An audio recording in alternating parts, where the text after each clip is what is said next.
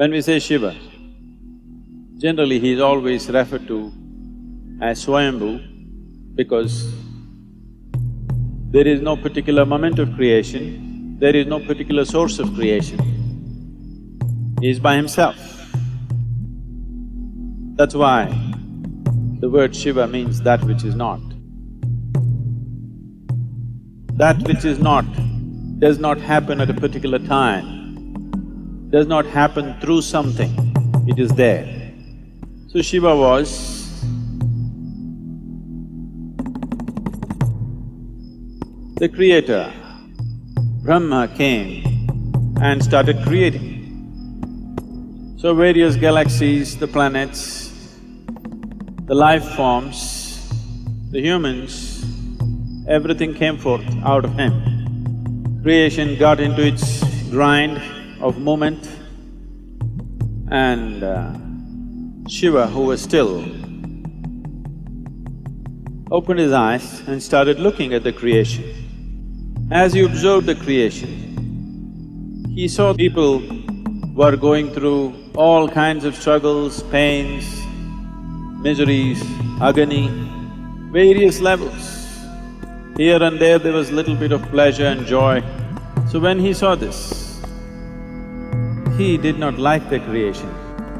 He looked around, then he saw Brahma was so absolutely proud of his creation, he was looking at his creation with great pride and joy.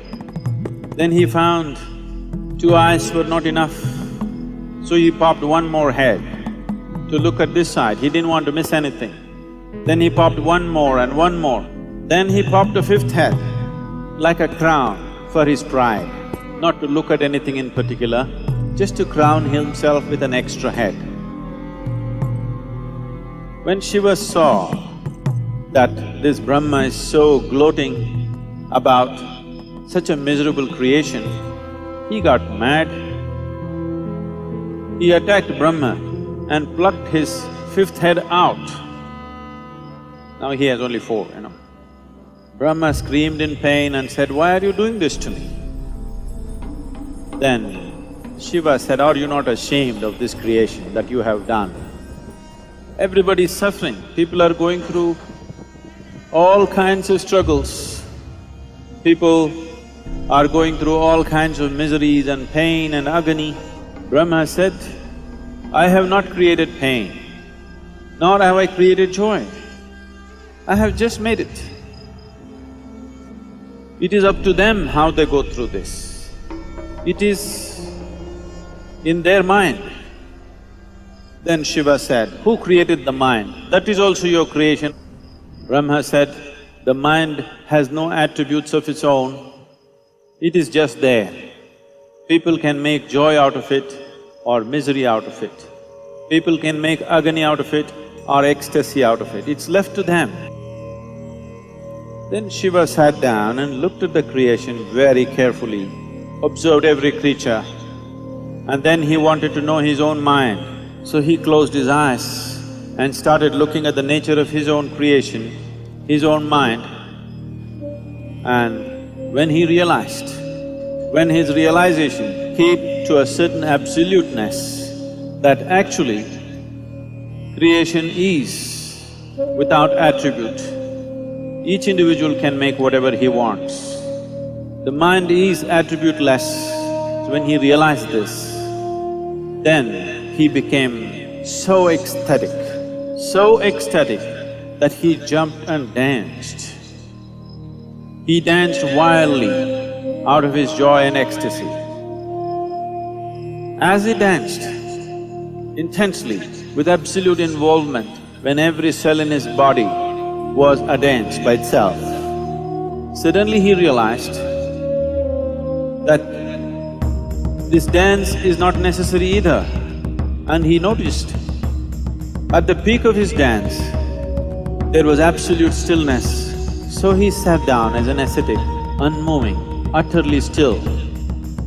They say that stillness happened on this day, on the Mahashivaratri night is when it happened.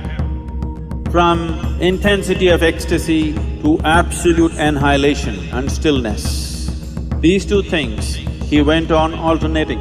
This is the imagery that you see.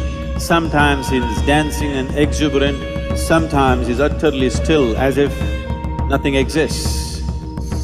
When we say Shiva is the destroyer, it is not about destroying the world, it's about destroying your world.